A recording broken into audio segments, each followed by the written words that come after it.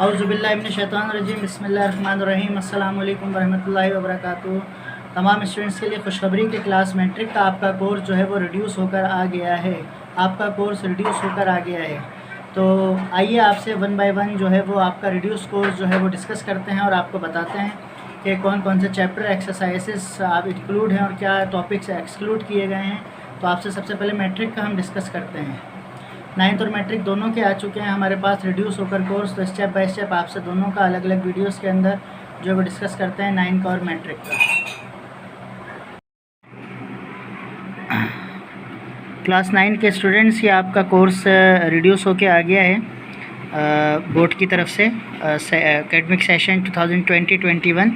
तो आइए सबसे पहले आपसे 9 क्लास का मैथ्स डिस्कस करते हैं। सेट्स में 1.1 1.4 एक्सरसाइज है।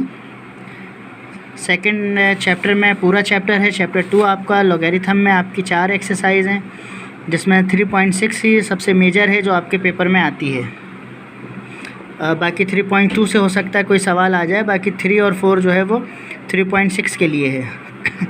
अलजेब्रिक एक्सप्रेशंस की 1 2 3 4 5 6 एक्सरसाइजेस हैं आपके पास। उसके बाद इसके स्क्रीनशॉट ले लें सबके। ये आपके पास चैप्टर 5 है और चैप्टर 6 स्किप है आपका, और 7 जो है वो 7 में से 7.1 7.5 मैट्रिसेस, 11.5 जो है कॉन्सेप्ट ऑफ ज्योमेट्री है, और उसके बाद जो है 1 to 5 थ्योरम्स हैं आपके, और 12.1 से 5 तक एक्सरसाइजेस हैं आपके पास। तो ये आपका जो है वो मैथ्स हो गया। इसका स्क्रीनशॉट लेना चाहें तो आप सेव करने के लिए इस तरह ले लें। ये स्क्रीनशॉट आपका इस तरह आ जाएगा। आइए नेक्स्ट पेपर आपका इंग्लिश का डिस्कस करते हैं।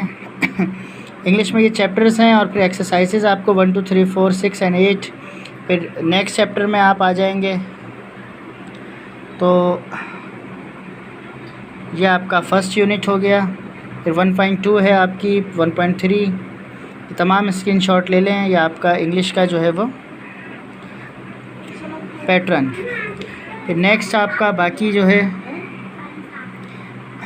4.2, इसका स्क्रीनशॉट ले लीजिए। ये आपकी एक्सरसाइजेज हैं, ये अपने टीचर से डिस्कस कीजिएगा।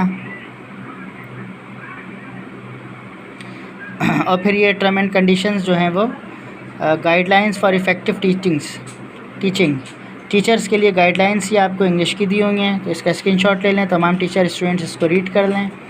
फिर उसके बाद इस्लामियत का आपके पास है। इस्लामियत का काफ़ी कोर्स रिड्यूस कर दिया है। सिर्फ सूरह अनफाल इस साल आपके पास होगी। इसका स्क्रीनशॉट ले लें और सेव कर लें। सूरह मुमतहिना और सूरह अज़ाब जो है वो अल-अज़ाब वो ख़त्म कर दी गई है। ये सिर्फ हदीसें हैं, गिनती की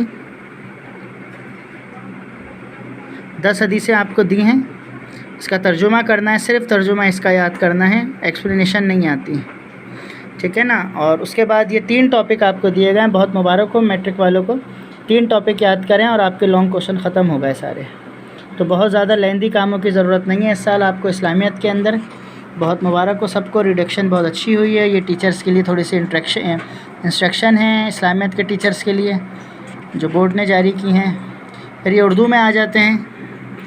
उर्दू में 9 में अखलाक नबी सल्लल्लाहु अलैहि वसल्लम, रिश्ता नाता, नज़रिया पाकिस्तान, असफ़ानवी अदब, असगरी ने मकतब बिठाया। असफ़ानवी अदब के अंदर असगरी ने मकतब बिठाया, बूढ़ी काकी, फिर ड्रामा मुकालमा में शहीद का। ये सारे टॉपिक्स मौजूद हैं। ये आप रीड कर लीजिए वो स्टेप बाय स्टेप, वरना वीडियो ज़्यादा लंबी हो जाएगी। आपके सब्जेक्ट ज़्यादा हो गए हैं और इसके अलावा कुछ भी आपके पेपर्स में शामिल नहीं होगा। ये स्क्रीनशॉट ले लें, नोट डाउन कर लें। नेक्स्ट उर्दू का पेज आपको दिखाते हैं। नेक्स्ट पेज ये है, इसका भी स्क्रीनशॉट ले लीजिए। ये चैप्टर्स हैं और ये आपका ग्रामर पोर्शन है आई थिंक। उसके बाद जो है आप आ जाइए केमिस्ट्री के ऊपर। नाउ केमिस्ट्री के फर्स्ट चैप्टर में 2 टॉपिक हैं आपके, बल्कि एक ही टॉपिक है, डेफिनेशन और ब्रांचेस। फिर उसके बाद law of chemical combination, atomic mass की डेफिनेशन, और ये छोटा सा काम है। फिर आपका चैप्टर 3 आ रहा है, 4 आ रहा है। तो 3 टॉपिक हैं यहाँ पर। चैप्टर 4 में 2 टॉपिक हैं। चैप्टर 5 में जो है वो फिर आपके पास 6 टॉपिक हैं। 6 में 2 हैं। 7 में आपके 3 टॉपिक हैं। 8 में 2 हैं। बहुत आसान कर दिया है रिड्यूस करके। और बहुत ही मुबारक हो 21 साल के 9th वालों को कि बड़ी आसानी से आपके लिए ये काम हो जाएगा। फिर ये सेक्शन है टीचिंग के लिए, और इसमें याद रखिएगा जितने टॉपिक आपको इसमें लिखे हुए हैं ये तमाम टॉपिक्स जो हैं स्क्रीनशॉट आप इस तरह ले लें, पूरा आ जाएगा। जितने भी टॉपिक्स आपको इसमें पढ़ाए जाएंगे उन तमाम टॉपिक्स के न्यूमेरिकल्स आपके पेपर में आएंगे, ठीक है, क्योंकि न्यूमेरिकल की आइडेंटिफिकेशन नहीं है लेकिन तमाम न्यूमेरिकल्स आएंगे। यहाँ मेंशन भी हैं न्यूमेरिकल्स, लेकिन उसके अलावा जो है आएंगे। फिर आ जाते हैं फ़िज़िक्स के ऊपर। फ़िज़िक्स को भी बहुत रिड्यूस कर दिया है। चैप्टर 1 के 2 टॉपिक हैं, 2 में भी 2 टॉपिक हैं। ये प्रैक्टिकल के भी टॉपिक हैं, vernier calliper, micrometer, screw gauge और मेजरिंग सिलेंडर। और उसके बाद जो है काइनेमेटिक्स एंड लीनियर मोशन जो है उसके 7 टॉपिक हैं। फिर उसके बाद फोर्स एंड मोशन में स्ट्रिंग के केसेस हटा दिए गए हैं और मोमेंटम लिखा हुआ है, तो यकीनन इसके साथ मोमेंटम का पूरा article law of conservation of momentum भी है। फिर वेक्टर है, इक्विलिब्रियम का टॉपिक है पूरा, और न्यूटन लॉ में जो है 6 टॉपिक चूज़ किए गए हैं सर्कुलर मोशन एंड ग्रेविटेशन में। बाकी टॉपिक रिड्यूस कर दिए गए हैं, वेटलेसनेस, सैटेलाइट, आर्टिफिशियल ग्रेविटी वगैरह। और फिर आपका चैप्टर नंबर 8 जो है आपका वर्क पावर एनर्जी, इसमें पोटेंशियल एनर्जी नहीं है, gravitational potential energy, kinetic energy की डेरिवेशन इसके अंदर होगी। तो यकीनन ये पेपर आसान भी हो जाएगा आप लोगों के लिए। और इसके बाद जो बाकी 2 चैप्टर हैं ये आपका ज़रा क्वांटिटी ज़्यादा है। ये आपका चैप्टर 9 का मतलब प्रॉपर्टीज़ ऑफ मैटर, जो आपको ओल्ड बुक के अंदर चैप्टर 10 मिलेगा, और ये ओल्ड बुक का चैप्टर 11। तो किसी के पास ओल्ड बुक भी हो 9 उसको देखे तो उसमें मशीन का चैप्टर आ रहा होगा, लेकिन 10 जो है वो ये प्रॉपर्टीज़ ऑफ मैटर है और 11 जो है वो हीट है। तो ये टॉपिक्स हैं।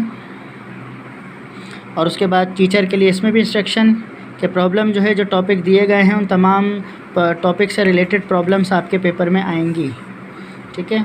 उसके बाद आ जाते हैं ऑप्शनल सब्जेक्ट्स की तरफ, कंप्यूटर और बायो में।